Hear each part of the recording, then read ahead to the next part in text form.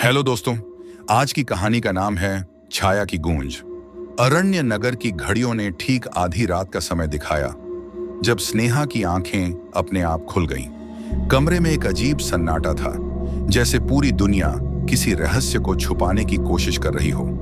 खिड़की से छनकर आती चांदनी में उसे अपने कमरे की दीवार पर एक छाया दिखी, एक ऐसी आकृति जो वहां नहीं होनी चाहिए थी।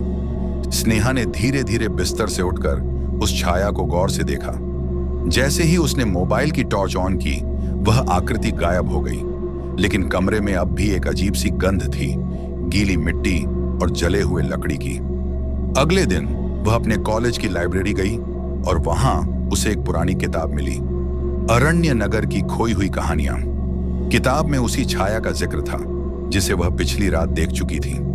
उसमें लिखा था कि 50 साल पहले एक युवक रहस्यमयी तरीके से गायब हो गया था और तब से उसकी आत्मा कभी कभी दिखती है। स्नेहा को यकीन हो गया कि उसे कुछ ऐसा दिखा है जिसे लोग अफवाह मानते आए हैं, लेकिन सवाल था, क्या वह सचमुच आत्मा थी या फिर कोई बड़ा रहस्य छिपा था।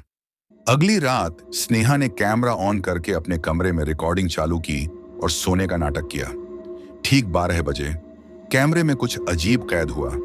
एक परछाई धीरे धीरे दीवार से बाहर निकल रही थी। अब स्नेहा के पास दो ही रास्ते थे, या तो वह इस रहस्य से भाग जाए या फिर इसे सुलझाने की कोशिश करे। क्या वह सच्चाई का सामना कर पाएगी?